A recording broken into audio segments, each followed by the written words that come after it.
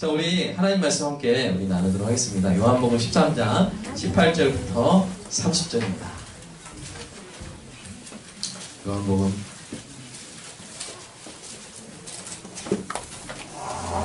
13장 18절부터 30절까지입니다. 교독하도록 하겠습니다. 내가 너희 모두를 가리켜 말하는 것이 아니니라. 나는 내가 택한 자들이 누구인 줄 알미라. 그러나 내 떡을 먹는 자가 내게 발꿈치를 들었다는 성경을 응하게 하려는 것이니라. 지금부터 일이 일어나기 전에 미리 너희에게 이르거든 일이 일어날 때 내가 그인 줄 너희가 믿게 하려 함이로라. 내가 진실로 진실로 너희에게 이르노니 내가 보낸 자를 영접하는 자는 나를 영접하는 것이요 나를 영접하는 자는 나를 보내신 이를 영접하는 것이니라. 예수께서 이 말씀을 하시고 신령이 괴로워 증언하여 이르되 내가 진실로 진실로 너희에게 이르노니 너희 중에 하나가 나를 팔리라 하시니. 제자들이 서로 보며 누구에게 대하여 말씀하시는지 의심하더라. 예수의 제자 중 하나 곧 그가 사랑하시는 자가 예수의 품에 의지하여 누웠는지라. 시몬 베드로가 머리짓을 하여 말하되 말씀하신 자가 누구인지 말하라 하니 그가 예수의 가슴에 그대로 의지하여 말하되 주여 누구니이까. 예수께서 대답하시되 내가 떡 한 조각을 적셔다 주는 자가 그니라 하시고 곧 한 조각을 적셔서 가롯 시몬의 아들 유다에게 주시니 조각을 받으며 곧 사탄이 그 속에 들어간지라. 이에 예수께서 유다에게 이르시되 내가 하는 일을 속히하라 하시니. 이 말씀을 무슨 뜻으로 하셨는지 그 앉은 자 중에 아는 자가 없고 어떤 이들은 유다가 동기를 받아서 명절에 우리가 쓸 물건을 사라 하시는지 혹은 다른 자들에게 무엇을 주라 하시는 줄로 생각하였더라. 함께 읽겠습니다. 유다가 그 조각을 받고 나가니 하미로라. 여러분 지난주 말씀 기억하십니까? 예수님이 너희가 이것을 알고 행하면 복이 있으리라. 너희가 서로 섬기면 나처럼 행복하리라. 이 말씀하셨어요. 그래서 여러분 일주일 동안 그렇게 섬기는 참된 행복을 누리며 사셨습니까? 그래서 우리가 함께 살아야 됩니다. 함께 살면서 서로 뭐 할 수 있어요? 섬기죠. 그래서 저는 참 행복한 사람이에요. 계속 우리는 우리 애들을 계속 섬기면서 애들이 엄마 아빠 섬기기는 쉽지 않잖아요. 그죠? 그러니까 섬기면 행복하다. 합동기적이 가면서 행복하다 이렇게 하면서 침 닦으면서 코 닦으면서 행복하다 이렇게 살고 있습니다. 여러분 참된 행복은 뭐라고요? 다른 사람을 섬기는 데 있어요. 자, 이 말씀 여러분 얼마나 분위기 좋아요. 그죠? 이 방금 전에는 사실은 여러분 보험 속으로 들어가십시오. 지금 하나 둘 셋 들어가셨죠? 보시면 지난주 어떤 일이 있었어요? 누가 크냐고 서로 싸웠어요. 그죠? 그런데 예수님이 딱 일어나셔가지고 허리에 수건을 두르고 그 수건 대야의 물을 받아서 저희들의 그 꼬랑내 나는 발, 그죠? 다 써주시고 닦아주시고. 그러니까 분위기가 어떻게 됐어요? 분위기가 다 좋아졌죠. 그죠? 그런데 거기서 예수님이 충격적인 선언을 하시는 거예요. 우리 18절 다시 한번 읽어볼까요? 18절 시작. 내가 너희 모두를 가리켜 말하는 것이 아니니라. 나는 내가 택한 자들이 누구인지 알미라. 그러나 내 떡을 먹는 자가 내게 발꿈치를 들었다는 성경을 응하게 하려는 것이지. 이게 무슨 말씀입니까? 여러분 이 예언의 내용에 대해서 한번 보도록 하겠습니다. 여러분 이 말씀은 바로 시편 41편 9절을 이용한 거예요. 한번 읽어볼까요? 시작. 내가 신뢰하여 내 떡을 나눠 먹던 나의 가까운 친구도 나를 대적하여 그의 발꿈치를 들었다. 이 시는 누구의 시일까요? 바로 다윗의 시입니다. 성경학자들은 그러면 다윗이 신뢰하고 떡을 나눴지만 다윗을 배신한 사람은 누굴까요? 했을 때 성경학자들은 아히도벨이라고 해요. 아히도벨. 이 다윗의 아들이 반역을 일으켰죠? 이 사람이 다윗을 그때 배신해버려요.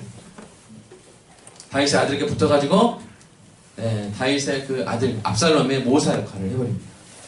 다윗은 이게 너무나도 고통스러워서 잊지 않고 시로 기록한 거예요.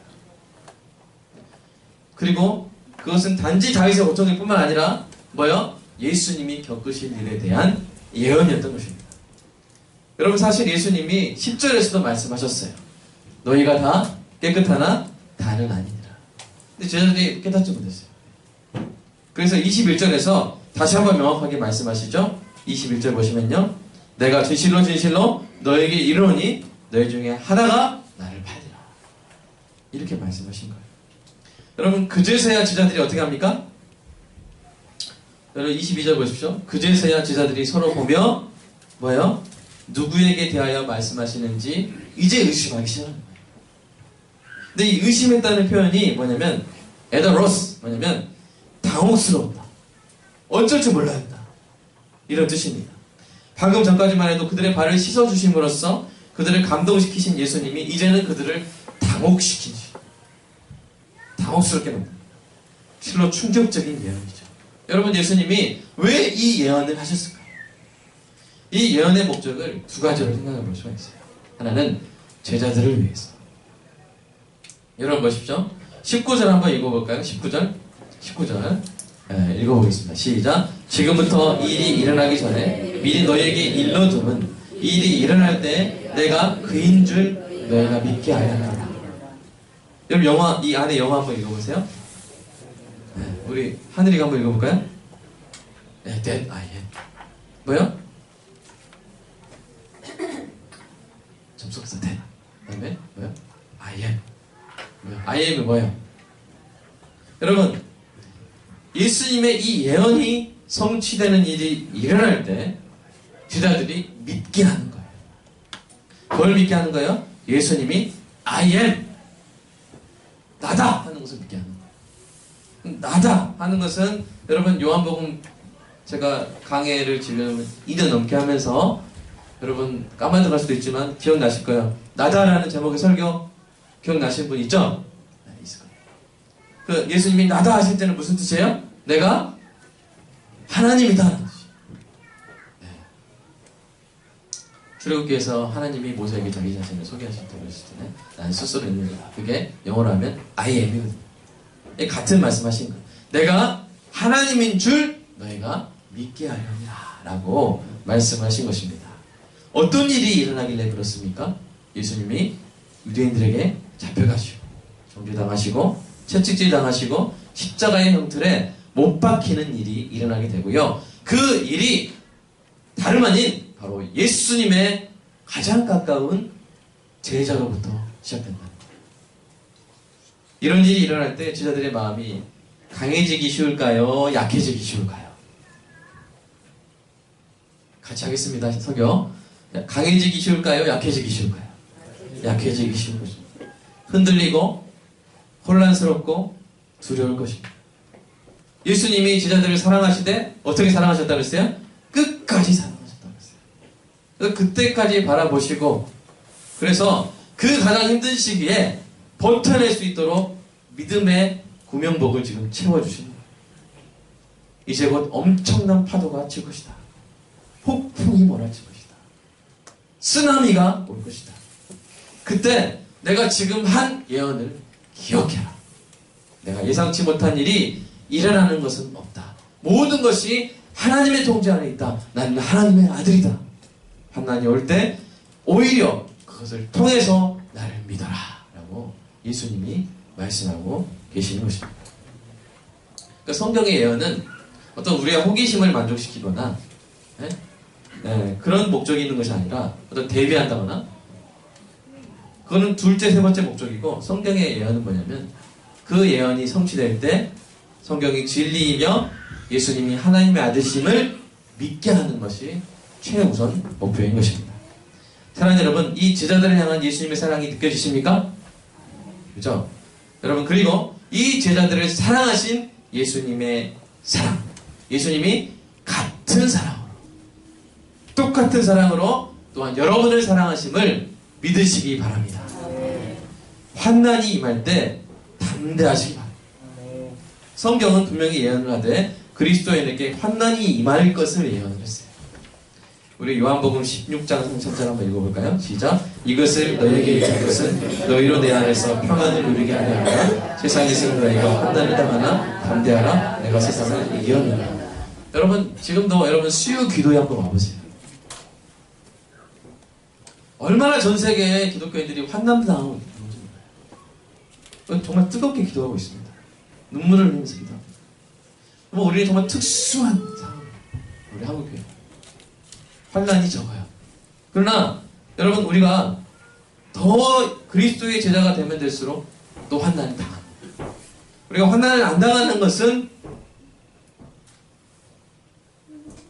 세상의 미움을 안 받는 것은 사실 우리가 제대로 이제 안 살고 있는 거예요. 우리가 제대로 살면 환난을 당합니다. 우리가 전도를 해야 멸시를 받죠. 경비 아저씨한테. 그죠? 전도를 해야 쫓겨나죠. 그죠? 전도를 해야 외면을 당하고. 그렇죠. 전도를 안 하면 그럴 일이 없어요. 근데 우리가 전도를 하고 그리스도인으로 살면 환난을 당합니다.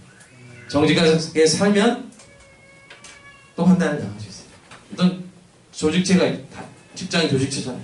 조직체에서 말씀대로 살려고 하면 환난을 당할 수 있어요. 성경의 예언입니다. 그러나 예수님이 세상을 이기셨기 때문에 저와 여러분도 이기게 될 줄로 믿습니다. 담대하고 평안하시기를 축복합니다. 그리고 그 환난을 통해서 예수님이 어떤 분이신지 더 잘 알게 될 줄로 믿습니다. 우리가 환난을 겪어야 더 잘 알 때가 있어요. 그죠? 이스라엘 백성이 그냥 평안하게 광야에 갔을 때보다 이스라엘 백성이 홍해 앞에서 길이 막히고 뒤에서 이집트의 기마대가 전차대가 막 쫓아오고 그런 상황에서 절박한 나아갈 수도 없고 물러설 수도 없는 상황에서 하나님이 어떻게 하셨어요? 바다를 갈라버렸어요. 바다 밑에 길을 내셨어요. 제가 항상 이야기했죠? 세계 최대의 아쿠아리움 홍해 아쿠아리움. 그때 사람들이 왔어요. 딱 보니까 상어가 막 물속에 지나고 얼마나 더 아름다운 그 길을 딱 지나갔어요. 그러면서 하나님이시구나, 전능하신 하나님이시구나, 이것을 알게 된 것이죠. 저 여러분 삶 가운데 환난의 홍해가 있을 수 있습니다. 그것을 홍해 아쿠아리움으로 겪어주실 줄로 믿습니다. 여러분, 첫 번째는 누구를 위해서 예언하셨다고요? 제자를 위해서. 제자를 위해서. 그 일이 일어났을 때 내가 하나님인 줄 믿게 하랍니다. 근데 여러분, 오늘 좀 어려운 부분인데 두 번째는 사실은 유다를 위해서 하신 말이에요.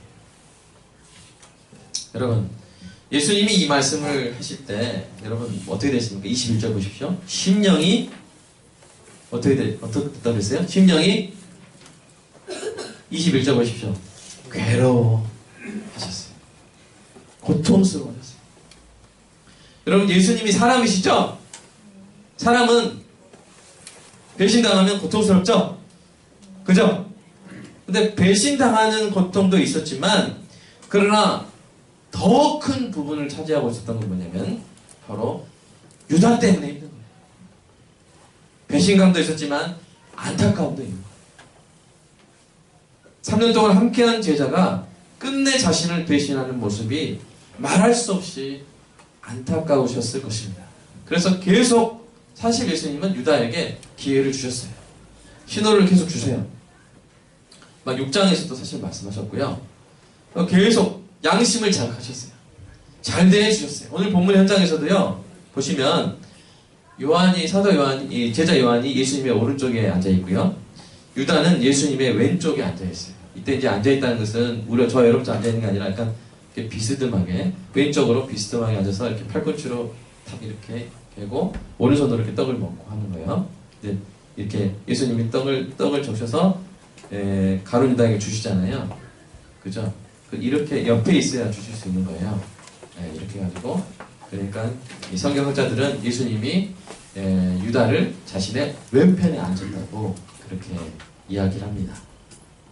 근데 이 시대의 이 식사 관습으로는 이 잔치를 청한 자가 가장 귀한 손님을 어디에 앉힐까요?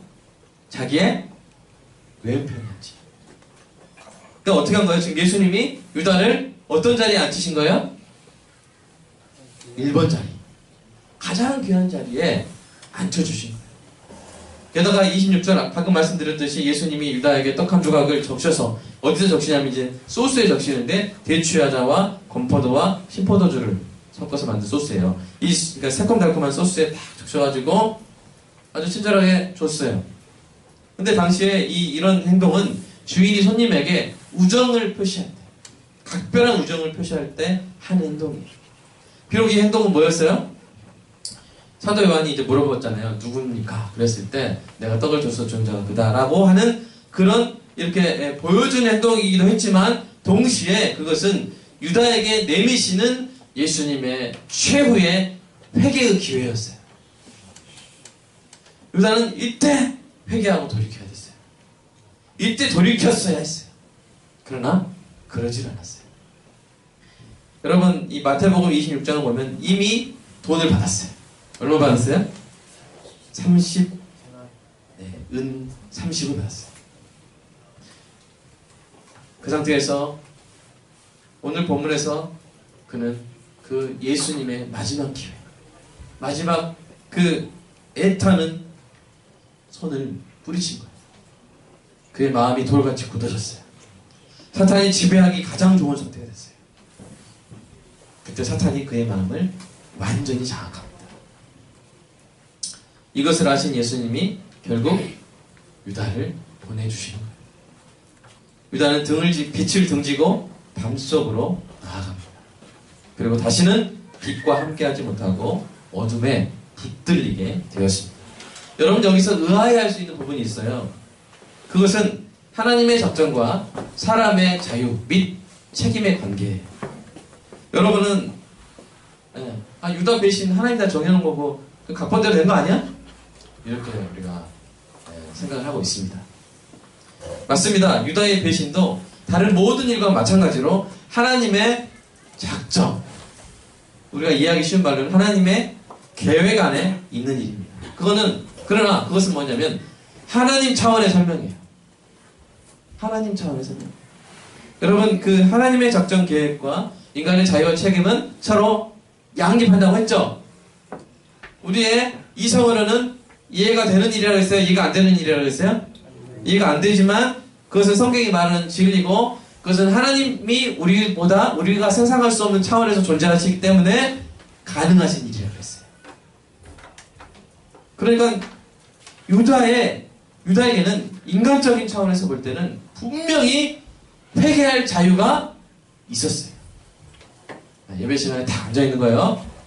앉아있는 거예요. 네. 그렇게 예전처럼 필기하면서 예배 드려야 돼요. 알았죠? 자, 나중에 필기 내용 보도록 하겠습니다. 자, 여러분 인간적인 차원에서는 자유가 있었어요. 유다에. 여러분 결국 예수님을 팔아버린 행동에 대한 책임도 면할 수 없어요. 유다는 예수님이 건네주신 떡을 받고 무릎을 꿇고 가슴을 치며 통곡하고 회개할 수 있었어요. 인형이 아니었어요. 로봇가 아니었어요. 결정할 수 있었어요. 유다에게는 한마디로 의지의 자유가 있었어요. 이게 신학적으로 좀 어려운 부분이라 여러분이 어디 가서 의지의 자유가 있다, 예수 그리스도를 믿기 전에 인간의 의지의 자유가 있다 그랬을 때 반대하는 사람도 있을 수 있어요. 칼빈은 의지의 자유가 없다고 생각했죠. 그러나 조나단 에드워즈에서 루터는 의지의 자유가 있다고 생각을 했고 칼빈은 의지의 자유가 루터도 없다고 그랬죠. 에라스무스가 있다고 그랬고 칼빈도 없다고 그랬고 하지만 이것을 조나단 에드워즈가 정말 정치하게 설명을 해냅니다. 그러니까 뭐냐면 의지의 자유가 없다 그러면 어떤 범죄에 대한 책임이 있어요 없어요? 자, 어떤 범죄 행위를 했을 때 그 사람이 강제로 한 것이고 어쩔 수 없이 한 것일 때 그리고 물리적으로 불가능해서 할 수 없을 때 책임을 지울 수 있어요 없어요? 없죠? 이거 설명하면서 설명 길어지는데 안 되겠습니다. 다시 이 5페이지나 나왔기 때문에 제가 따로 시간 잡아 설명하도록 하겠습니다. 자, 결론만 말씀드릴게요. 의지의 자유는 있었어요. 그러나 그 의지의 자유를 선언적으로 행사하기에는 그게 동기가 너무나도 심하게 오염되어 있었던 거예요. 그에게 예수님은 사랑의 대상이 아니라 사용이 되잖아요.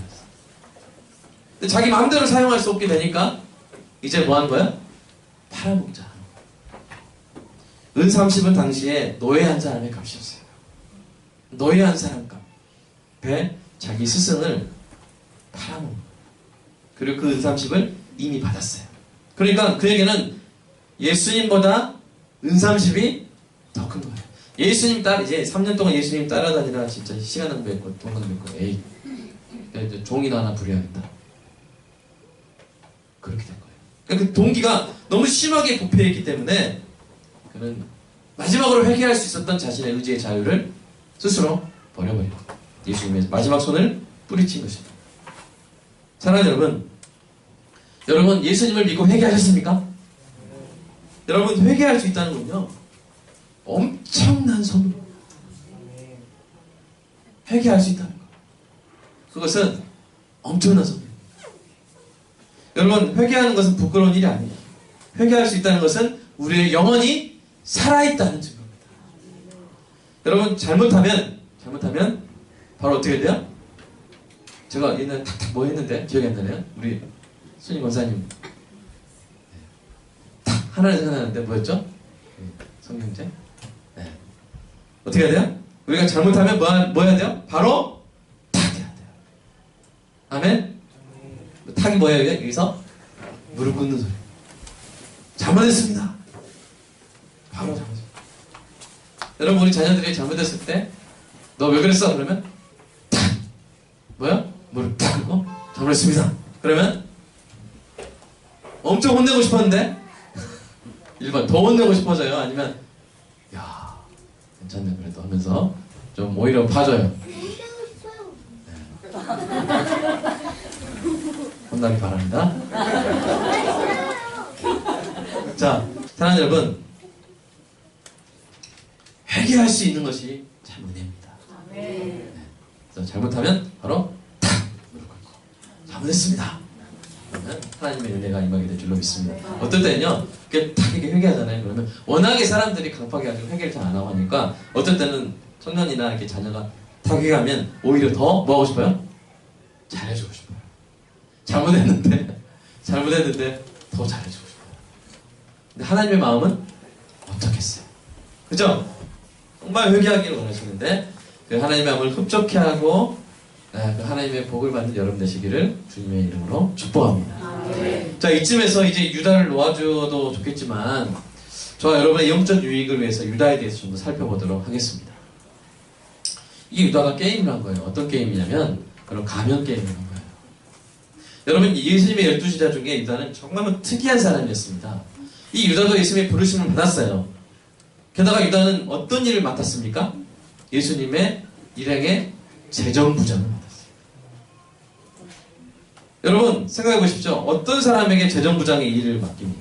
여러분 회사에서 1번 뭔가 딱 볼 때 뭔가 사기꾼 같고 뭔가 저 사람한테 맡기면 고양이한테 생선을 맡기고 여러분 그렇게 보이는 사람 그렇게 말하고 그렇게 행동한 사람한테 맡길 수 있겠어요? 없었겠어요? 있어요? 없어요? 없어요. 딱 보기에도 야 믿음직스럽고 또 뭔가 입은 옷도 너무 이렇게 궁해 보이지 않고 안정적이고 또 말도 좀 정직하게 하는 것 같고 그런 사람에게 하지 않겠습니까?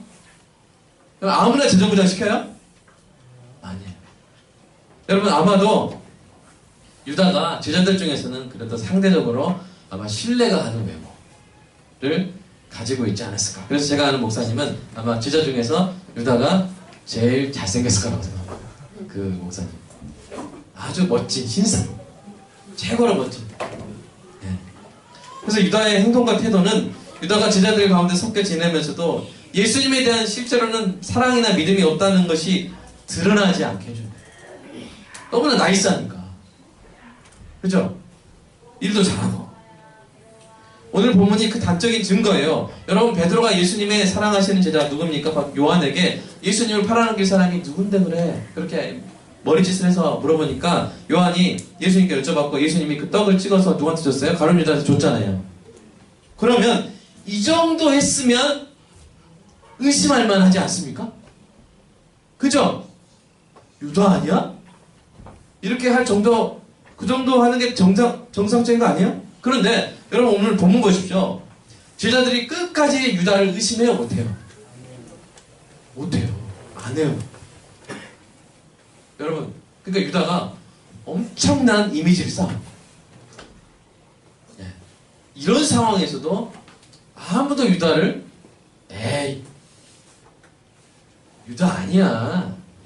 말도 안 돼. 이렇게 생각할 정도로 가면을, 기가 막힌 가면을 쓰고 있었던 거예요. 그래서 어떻게 생각합니까? 우리 29절 보십시오. 네, 예수님이 가라, 할 일을 하라. 그러니까 뭐라고 생각해요? 돈꾀를 맡았으므로 명절에 우리가 쓸 물건을 사라 하시는지, 혹은 가난한 자에게 무엇을 구제하라고 하시는 줄 안 거예요. 네. 여러분 어떻게 이런 일이 있을 수 있을까요? 여러분 페르소나라는 말이 있어요. 오늘 제목이었죠? 페르소나. 페르소나는 원래 가면을 뜻하는 라틴어예요. 이 심리학에서는 사람들 속에서, 관계 속에서, 사회생활 속에서 취하는 이 외면적 인격, 그러니까 내면적 인격이 있고, 근데 사람들이 가운데 있다 보니까 그대로 드러나면 안 되고, 그래서 외면적 인격, 가면처럼 쓰는 외면적 인격을 뜻하게 되었습니다. 마치, 그러니까 이것은 처음에 연극할 때 연극 배우들이 가면 쓰고 연극을 한 적이 있었어요. 그 가면 안에 확성기도 있어가지고 두 가지 효과를 누린 거예요. 그 가면, 여러분 베네치아 가보셨죠? 베네치아 가면 가면만 하고 이제 그런 것처럼 이 가면. 근데 여러분 사람들도 가면을 쓸 때가 있다. 진짜 가면 들고 다니는 건 아니지만 어디 가서는 이렇게 거기에 맞게 행동하고 외면적 인격을 키우는 경우가 있다는 것이죠. 이게 어느 정도는 필요합니다. 그런데 어떤 목적을 위해서 사람들에게 잘 보이려고 처음에 어떤 자기 자신과 너무 다른 어떤 가면을 쓰게 되지만, 문제는 뭐냐면 한 번 쓴 가면은 나중에 벗기가 쉬워요, 어려워요? 어려워요. 사랑하는 여러분, 우리가 명심해야 될 것이 있습니다. 처음에는 어떤 목적을 위해, 선한 목적을 위해서 사람들에게 잘 보이려고 가면을 쓰지만, 한 번 쓴 가면은 벗기 힘들어요? 벗기 쉬워요, 힘들어요? 벗기 힘들어요. 벗을 수가 없어요. 유다가 그랬을 것 같아요. 유다의 페르소나는 완벽했습니다. 아무 문제 없는 듯했습니다. 그러나 그 페르소나 때문에 결국 자신의 진짜 인격으로, 민낯으로 예수님을 대할 기회를 잃어버린 것입니다. 사랑하는 여러분, 하나님께 나갈 때 가면은 필요 없습니다. 백해무익해요. 하나님은 꿰뚫어 보시는 분이잖아요. 그죠? 꿰뚫어 보는 분한테만 이건 못 꿰뚫죠? 그러면 돼요, 안 돼요? 아무 소용이 없어요. 하나님은 외모가 아닌 중심을 보십니다. 교회는 그렇게 하나님께 있는 모습 그대로 나아가는 사람들의 공동체입니다. 가면 무도회가, 교회에서 가면을 쓰기 가장 쉬운 사람이 누굴까요? 바로 저입니다. 목사, 그 다음에 이순이 전사님들, 그리고 세번 참순이 왜? 사모님들, 그 다음에 그 자녀들. 그래야 하는 것처럼, 그죠? 사모님은 이래야 되는 거 아니에요? 이렇게. 목사님 아들은 너 그래서야 되겠니? 이렇게 할 수 있어요. 그런 말을 한두 번 듣다 보면 이제 가면을 쓰기 시작합니다.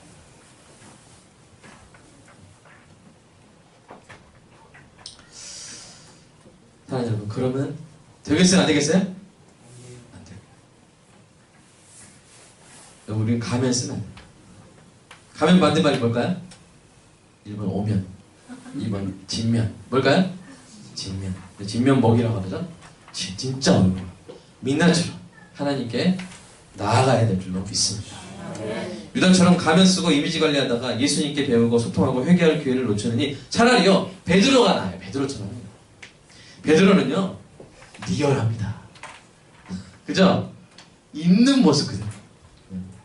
베드로 이미지가 어땠어요? 막 질문하고 막 대답하는데 지가 제일 가장, 죄송합니다, 이거는 지금 듣고 있을 수도 있는데 취소하고요.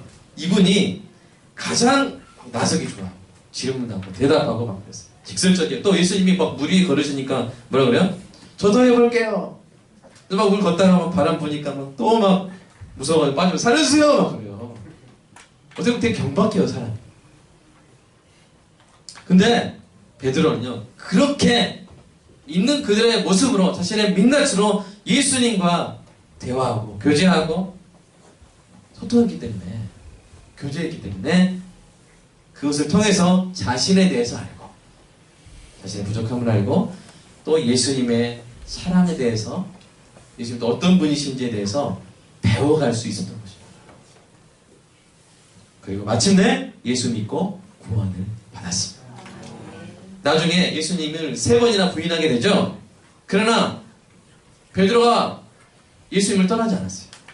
왜요? 베드로는 예수님을 알았어요. 그리고 예수님이 자기를 있는 그대로 아신다는 것을 알았어요. 그래서 예수님을 3번이나 부인하고도 예수님을 기다렸고 예수님께 돌아온 거예요. 근데 유다는요, 예수님을 팔아먹고 난 다음에 예수님께 돌아올 생각을 하지 못했어요. 가면으로 가로막혀서 예수님과의 관계가 없었기 때문에, 그리고 안타까운 선택을 해버린 것이죠. 예수님이 누구신지, 어떤 분이신지 제대로 대면해 본 적이 없기 때문에. 사랑하는 여러분, 제가 오늘 다 물어보고 그대로 하겠습니다. 제가 가면 쓰고 목회할까요? 가면 벗고 목회할까요? 네? 자, 제가 가면, 자, 벗고 목하기를 허락해 주실 분은 아멘. 네. 화장도 안 하겠습니다. 네. 저 그냥 있는 그대로 하겠습니다. 거룩한 척 안 하겠습니다. 네. 여러분이 박이사 목사님 별로 목사 같지가 않아. 그럴 때, 네, 그런 말을 할 때, 목사님 가면 안 써서 그래. 이렇게 좀 옹호해 주시기 바랍니다. 진짜 얼굴도 정말 목사 같아야 되는데, 그럼 되겠죠. 기도해 주시기 바랍니다. 자, 사랑하는 여러분에게도 이 교회는 가면 쓰는 거야. 양복 입고, 제일 마지막에, 야, 가면 챙겼어? 계속 웃어야 돼. 그렇게 해야 돼. 여러분, 그게 아니라, 교회는, 여러분 세상 살다 보면 가면 써야 될 때가 있잖아요. 고객님 안녕하십니까 하면서 고객이 막 심하게 말해도, 또 이렇게 우리가 장사하고 이렇게 요식업을 하다 보면 막 이렇게 진짜 막 이런 사람 있어도 뭐야? 참아야 될 때가 있어요? 그 상품의 어떤 이미지를 위해서 내가 그 페르소나를 유지해야 될 때가 있잖아요. 근데 교회에서도 그럼 되겠어요, 안 되겠어요? 교회에서는 편하게 쉬시기를 주님을 축복합니다. 가면 교회 오실 때는 메이크업도 되도록이면 그냥 뭐죠? 베이지 뭐라 그러죠? 제일 밑에 까는 거. 베이스만 하고. 베이스 안 해서도 돼요. 라고 제가 이미 선포해 드렸습니다. 편하게 오시기를 주님의 이름으로 축복합니다. 그래서 있는 그들의 모습으로 우리가 말씀을 듣고 내 자신을 주님과 서로 교제하면서 서로 용납해주고 서로 이해하는 그런 가족 같은 공동체가 되기를 주님의 이름으로 축복합니다. 자, 그런데 말입니다. 우리 3번째. 자, 우리가 안타깝지만 받아들여야 될 사실이 있어요. 그것은 뭐냐면요, 이 땅의 교회에는 가면 쓴 유다가, 가라지가 있다는 사실이에요. 우리 마태복음 13장 한번 읽어볼까요? 시작. 예수께서 그들 앞에서 비유를 드러내주시되 천국은 좋은 씨를 제밭에 뿌린 사람과 같으니 사람들이 잘 때 그 원수가 와서 그 가운데 가라지를 베풀이고. 가라지는 뭐냐면요, 독보리예요. 독보리. 그러니까 독자가 들어가니까 좀 안 좋은지 아시겠죠? 1년생 잡초인데 이 처음에는 그 외형이 밀과 똑같아요. 밀과 독보리 구분할 수 없어요. 그런데 언제 정도에 이게 구별이 되냐? 열매 맺을 때 정도에 구별이 돼요. 색깔도 짙어지고 식별이 쉬워지고요. 특별히 이 열매는, 이 가라지, 독보리 열매는 심한 구토와 설사, 현기증을 일으킵니다. 독성이 강해요. 그래서 추수 때는 뿌리채 뽑혀져서 불에 태워졌어요. 자, 그럼 예수님의 이야기 속에서 이 주인이 가라지를 어떻게 처리합니까? 마태복음 1장 30절 읽어볼까요? 시작. 둘 다 추수 때까지 함께 자르게 두라. 추수 때에 내가 추수꾼에게 말하기를 가라지는 먼저 거두어 불사르게 단으로 묶고 곡식은 모아 내 곡간에 넣으라 하리라. 여러분, 가라지가 그런 것처럼 밀과 구별이 되지 않는 것처럼 참된 그리스도인과 그리스도인 가면 쓴 사람은 외면상 구별하기 어렵습니다. 제자들 속에서 유다를 구별하기 어려웠던 것처럼 그렇습니다. 그리고 하나님이 가면 쓴 사람을 바로 솎아내세요? 가면 쓴 사람, 야, 그리스도인 가면 쓴 사람, 그냥 예배당 앞에서 그냥 싱콜 만들어가지고 막 이렇게. 그러지 않으시죠? 잘 다니게 그냥 하십니다. 그러니까 이 세상에는 가라지가 있어요. 그리고 구별할 수 없어요. 또 그들을 하나님이 오래 참으세요. 그러나 그들은 하나님의 인자하심과 용납하심과 길이 참으심의 풍성함을 어떻게 할까요? 우리 로마서 2장 한번 읽어볼까요? 시작. 통 내가 하나님의 인자하심이 너를 인도하여 회개하게 하심을 알지 못하여 그의 인자하심과 용납하심과 길이 참으심이 풍성함을 멸시하느냐? 다만 내 고집과 회개하지 않은 마음을 따라 진노의 날 곧 하나님의 의로우신 심판이 나타나는 그날에 임할 진노를 내게 쌓습니다. 이 가라지들은 계속 뭘 쌓고 있어요? 진노를 쌓고 있는 거예요. 하나님은 그들을 용납하시고 바로 뽑지 않으세요.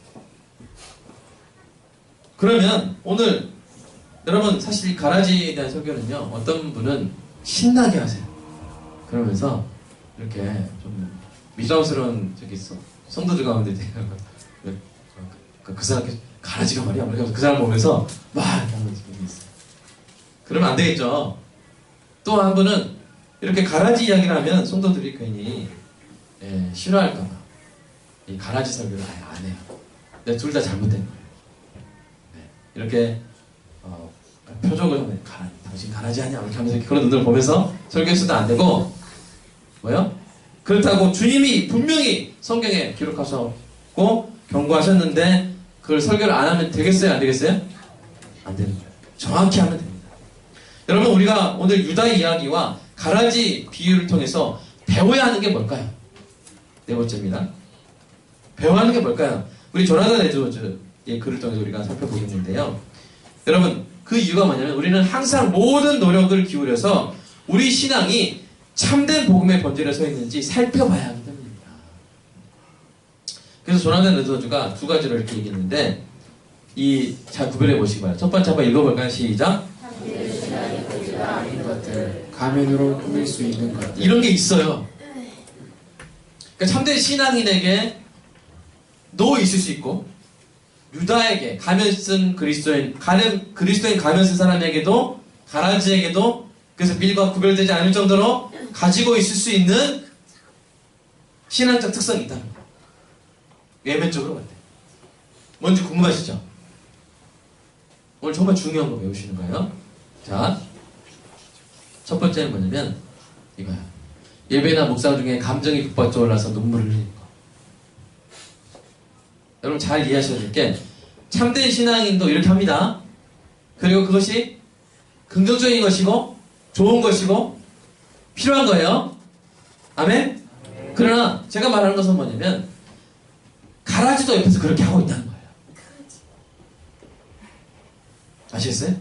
그러니까 이걸로는 밀과 가라지를 다른 제자들과 유다를 구분할 수 있다 없다? 없다는 거예요. 두 번째, 몸이 막 경전을 받는 거. 제가 옛날에 그 청년생활 어떤 청년을 기도할 때 막 몸이 자기 흔들린대요. 막 이렇게.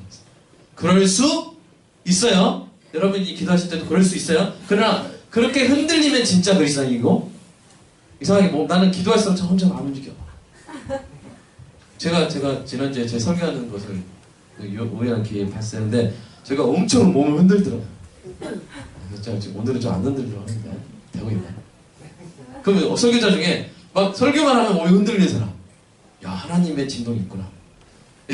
그거 진짜 설교자고 몸이 다 안 흔들리면 가짜 설교자입니까? 이런 걸로 구별할 수 없다는 거예요. 세 번째 한번 읽어볼까요? 시작. 신앙 및 신학적 지식의 풍부함. 이걸로 밀과 가라지를 구별할 수 있어 없어요? 없어요. 네 번째 시작. 의도하지는 않은 감정이 바로 어떤 분은 갑자기 자기가 막 눈물 나고 갑자기 막 벅차대요. 네. 근데 이런 게 없는 사람은 그리스도인이 아니라고 생각한대요. 그건 틀린 말이죠.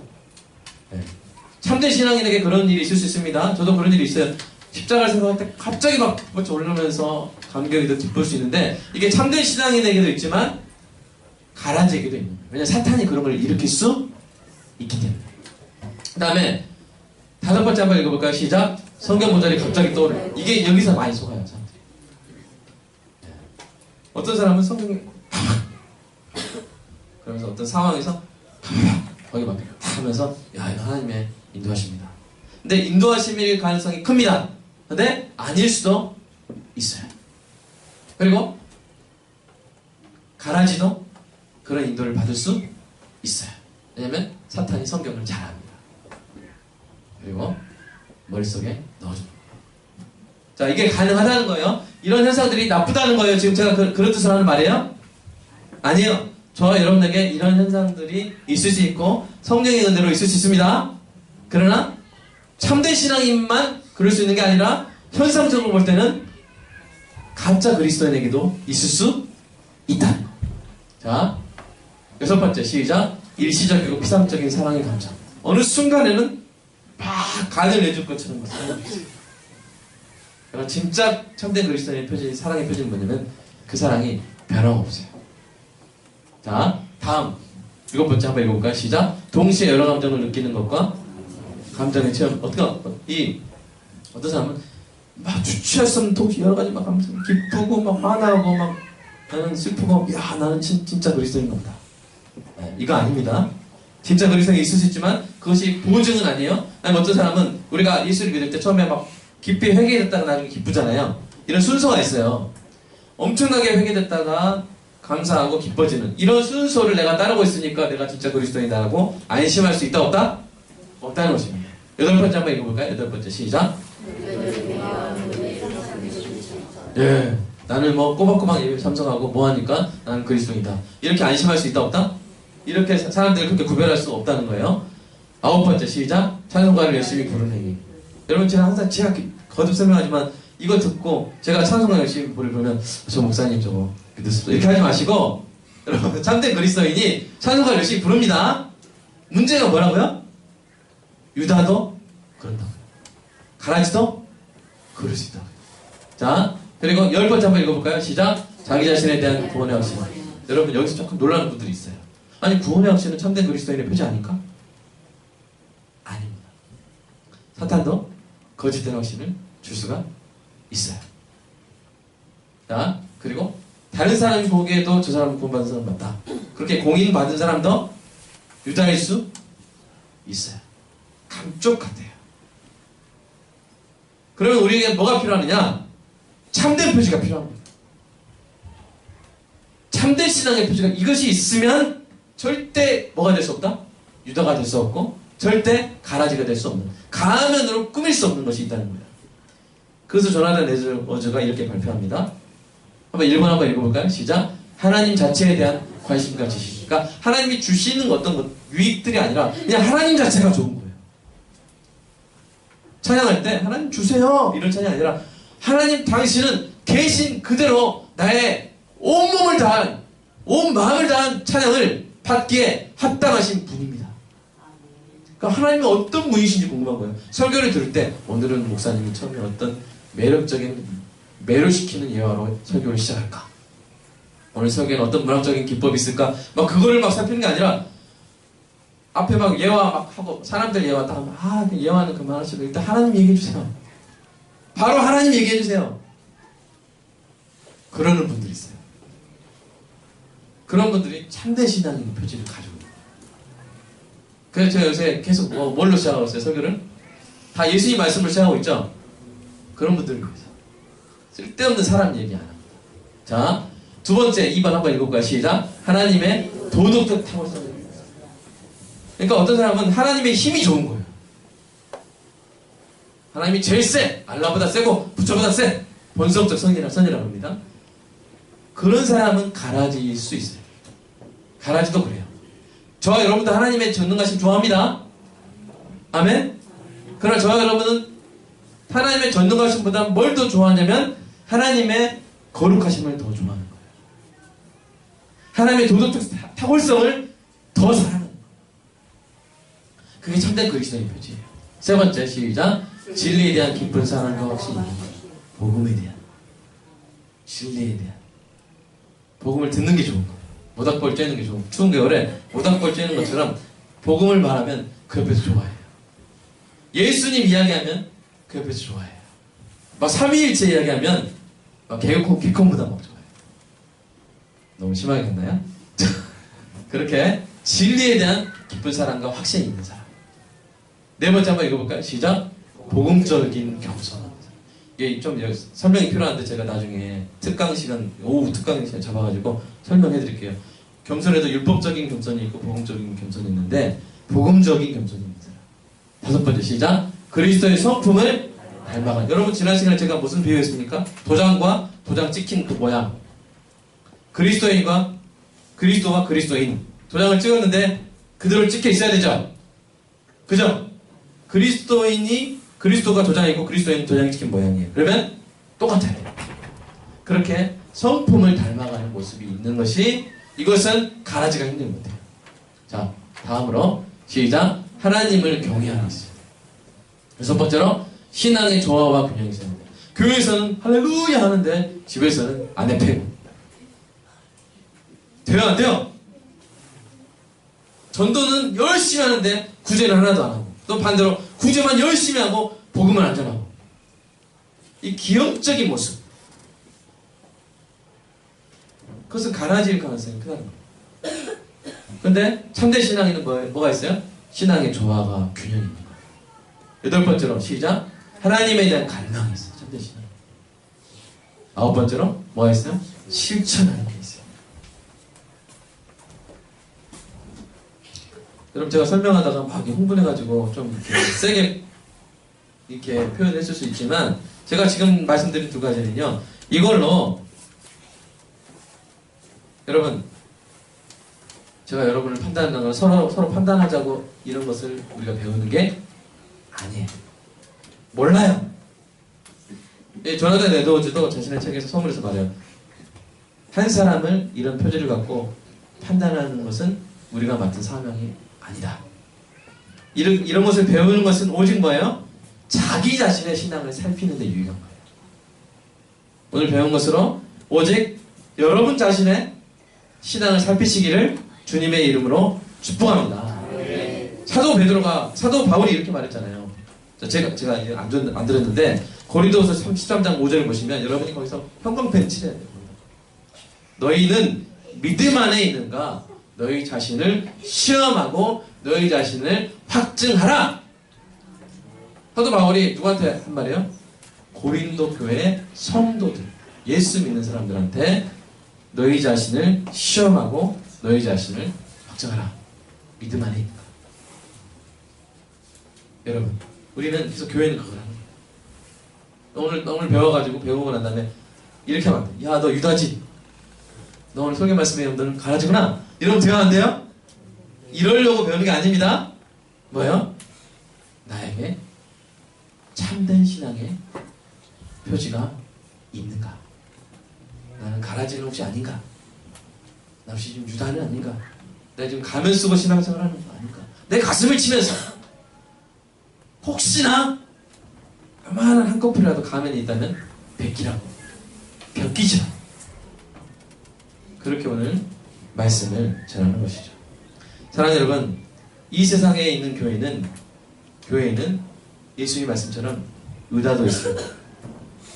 가라지도 있습니다. 그러나 우리 빛골 광역교회 안에는 아무도 그렇게 되지 않기를.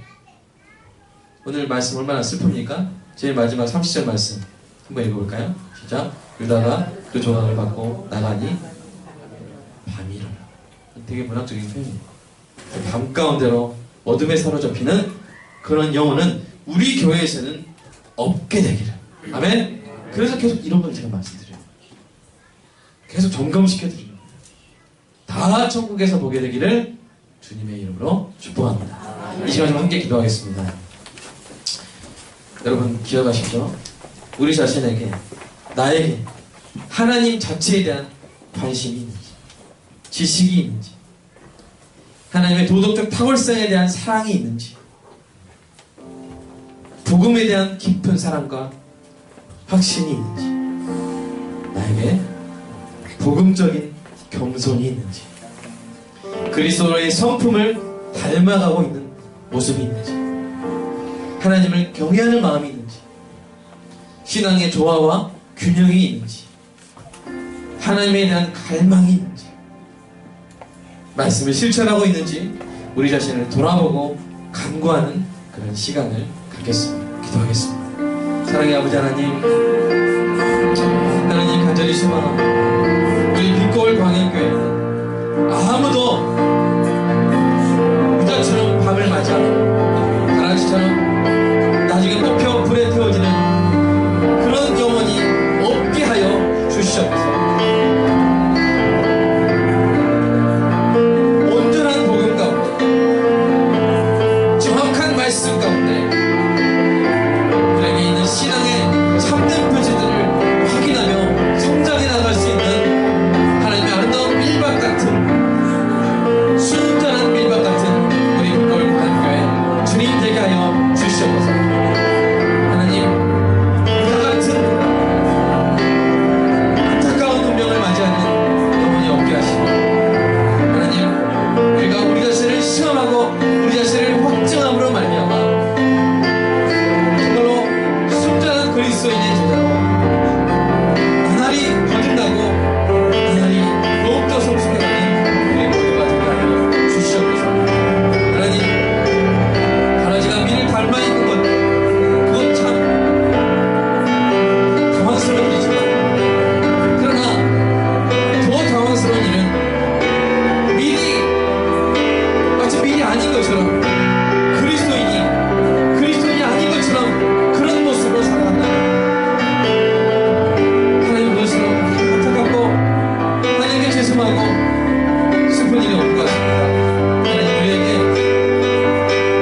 우리의 대각성 운동을, 그 운동을 눈으로 보고 관찰하고 말씀을 통해서 연구하여 이렇게 잘 기록해 놓은 조나단 리더즈의 이 기준을 잘, 정말 내가 참된 그리스도인인지 오늘도 실험하고 확증하고, 감사합니다 주님. 나에게 하나님에 대한 갈망이 있습니다. 하나님의 도덕적 탁월성에 대한 사랑이 있습니다. 하나님, 조화와 균형을 감춰가려고 노력합니다. 말씀을 실천했습니다. 부족한 모습이 있지만 앞으로 더욱더 예를 쓰겠습니다. 하나님, 나를 도와주시고 나에게 참된 신앙의 표지가 언제나 아름답게 빛날 수 있도록 하나님 역사하여 주옵소서라고 고백하는 성도에게 하나님, 그 기도가 그대로 응답되는 역사가 있게 하여 주시옵소서. 한 사람도 잃지 않게 하시고, 한 사람도 누가로서, 가라지로서 버림받는 일이 있도록 주여, 이 가운데 우리의 동기를 깨끗하게 하여 주시고, 우리의 죄성을, 우리의 발을 씻어주셔서 주님 앞에 오늘 회개하고 나같이 거룩한 하나님의 제자들로, 거룩한 하나님의 밀들로 하나님께 다시 나아가는 귀한 은혜가 있게 하여 주시옵소서. 일주일 동안 아버지 하나님, 더러운 죄의 오염에 고통받았다면 이 말씀으로, 이 시간에 기도로, 성령의 인도하심으로 다 깨끗이 씻어주시기를 간절히 소망합니다. 주여 사랑합니다. 성령으로 역사하여 주시면서 예수님의 이름으로 기도합니다. 아멘. 하나님 감사합니다. 하나님, 우리 빛고울 광역교회는 단 한 사람도 유다나 가라지처럼 되지 않게 하실 줄로 믿고 간절히 소망합니다. 다 천국에서 만나게 하시고, 하나님, 우리 교회에 정말로 하나님을 사랑하며 하나님을 갈망하며 말씀을 실천하고 복음적인 겸손, 신앙의 조화와 균형, 하나님의 도덕적인 탁월성을 가장 사랑하는 참된 신앙의 표지로 가득한 교회 되게 하여 주시옵소서. 우리 성도들 하나님께서 그렇게 아름답게 확증시켜 주시고 참된 성도로서의 기쁨을 누리며 더욱더 성숙하는 귀한 은혜가 있게 하여 주시옵소서. 감사합니다. 회개할 수 있는 심령 주셔서 감사합니다. 앞으로도 잘못하면 바로 무릎 꿇고 회개하는 은혜가 있게 하여 주시옵소서. 예수님의 이름으로 기도합니다.